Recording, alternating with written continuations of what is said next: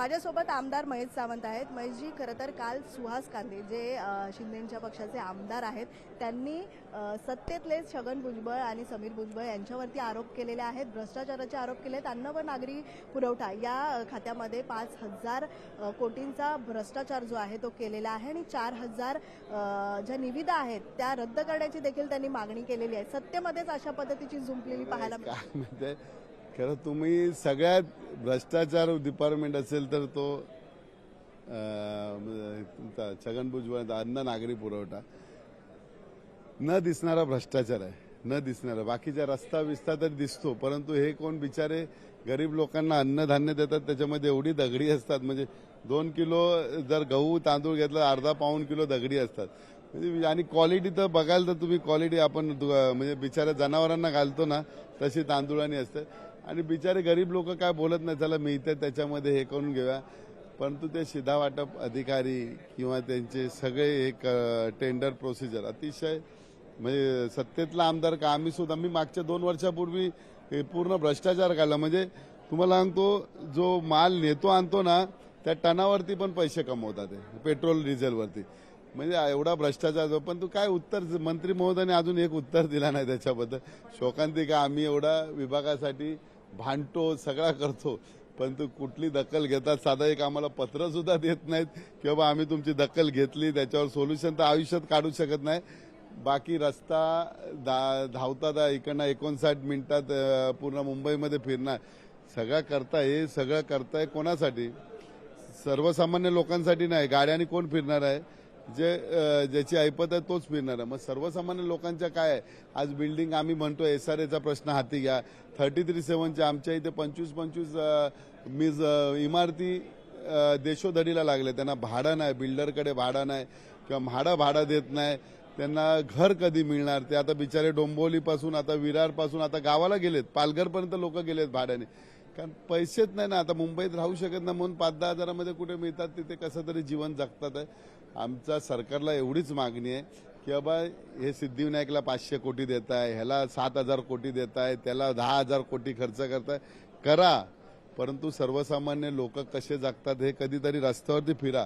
तुम्ही गेल्यानंतर ते चांगलं वाटते ते, कारण सगळीकडे कव्हर करतात, तुम्हाला झोपडपट्टी दिसत नाही, तुम्हाला उपासमार दिसत नाही, तुम्हाला बिल्डिंगी पडलेल्या दिसत नाही, तुम्हाला सगळं दिसत नाही, कारण त्यावेळी तिथे पडदा लावलेला असतो तुमचा।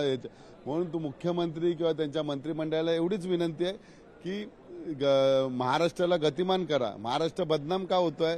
महाराष्ट्र फडणवीस नावाने बदनाम, फडणवीस नाव म्हणजे महाराष्ट्र नाही। महाराष्ट्रामध्ये भरपूर आडनाव असे आहेत की ते नाव घेण्यासारखे आहेत, ते फक्त सीएमचं नाव घेण्यासारखं। महाराष्ट्र बदनाम झालाय पेपरफुटीमुळे, महाराष्ट्र बदनाम झालाय लहान मुलांवर बलात्कारामुळे, महाराष्ट्र बदनाम झालाय परीक्षा रद्द केल्यामुळे, महाराष्ट्र बदनाम झाले आमदार खासदार फोडण्यामुळे।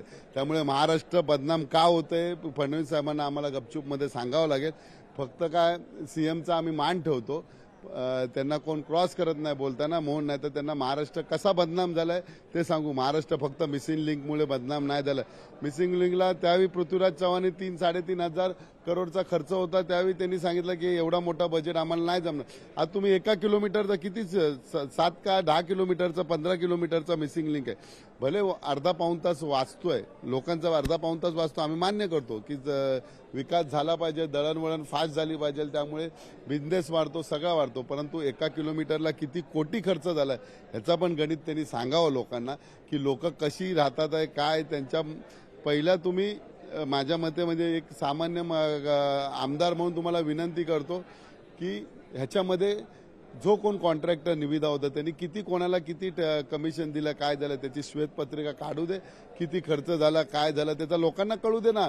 तुम्ही बाकी धर्मदायकमध्ये तुम्ही सगळ्या संस्थांचं ऑडिट करताना तसा सगळ्या कामाचा सुद्धा ऑडिट करा, ते प्रसिद्ध करा, ऑनलाईन करा, तिथे लावा बाबा एवढा खर्च ह्याला झाला तेवढा खर्च, तर लोक बोलतील की तुमचं सरकार अतिशय चांगलं आहे। करप्शन उलटा जास्त करप्शन आता होतंय BMC मध्ये पण तुम्ही बघताय 100% नाला 132% नाला आहे। 100% आम्ही बोलतो पण ते म्हणतात 132% झालं, पण 132% नाले सफाई कागदावर झाली, त्यामुळे प्रत्यक्षात तुम्हाला मी आत्ता माझ्यावर फिरा अधिवेशन जवळ मी तुम्हाला कितीतरी स्ट्रॉम वॉटरच्या लाईन दाखवतो, अजून त्याच्यात माती आहे. इथे मंत्रालयाची कॅन्टीन आहे बघा आमदार निवासी, त्याच्या खालची बघा स्ट्रॉम वॉटरची पूर्ण मातीने पूर्ण लेवलपर्यंत आलेलं आहे. त्यामुळे आम्ही सरकारला विनंती करतोय, आज आम्ही लोक आमच्याकडे अपेक्षेने बघतात आहे. सर्वसामान्यांचा आमदार म्हणून लोक अपेक्षेने बघतात आमच्या काहीतरी कामं होतील.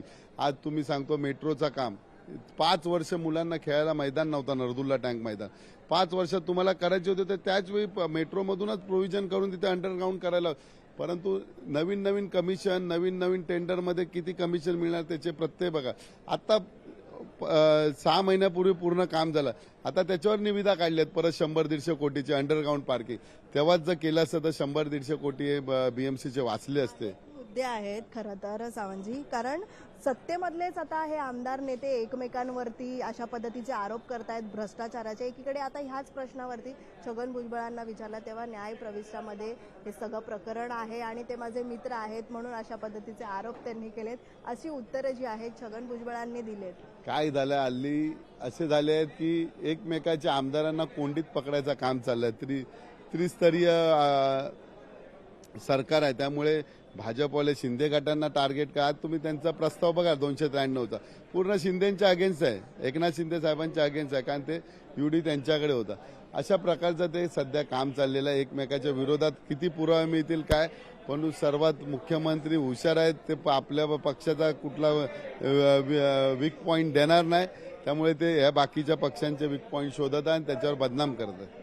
शेवटचा प्रश्न, डान्स बार संदर्भामध्ये जो कायदा होता त्या कायद्यामध्ये बदल करून नव्यानं आता विधायक जे आहे ते सादर झालेला आहे सभागृहामध्ये. याविषयी आपण पाहिलं तर निश्चितच जरी कायदा असेल, आता नव्यानं यामध्ये जरी बदल केलेला असेल तरी मात्र सध्या मुंबईतल्या नवी मुंबई परिसर असेल, उपनगर असेल, या सगळ्याच परिसरामध्ये खुलेआम पद्धतीमध्ये डान्स बार सुरू आहेत. बघा आम्ही कधी डान्स बारमध्ये गेलो नाही, त्यामुळे डान्स बार कसा चालतो काय चालतो फक्त आम्ही फोटो बघितलेले आहेत.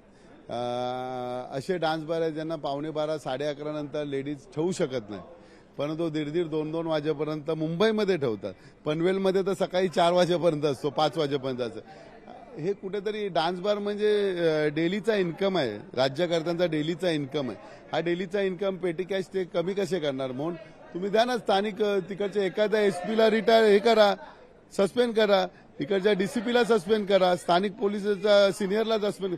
बघा पूर्ण महाराष्ट्राचा लाईनवर पोलिसांनी जर मनावर घेतला ना, ड्रग्स काय, गांजा काय, तुमचा जुगार काय, डान्स बार काय, महिन्याभरात सरळ करतील.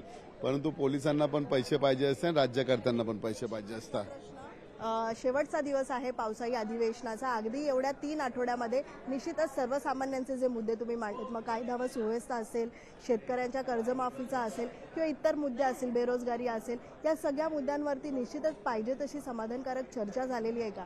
चर्चा झाली नाही, ते फक्त वेळ ढकलतात आहे. प्रश्न उत्तरचा काय तास आहे, 1 तासाचा तास आहे, पण ते 1 तासामध्ये पूर्ण भले एक प्रश्न होऊ दे, महाराष्ट्राला समाधान होईल, पण ते एक प्रश्नावरती पूर्ण तोडगा निघाला पाहिजे.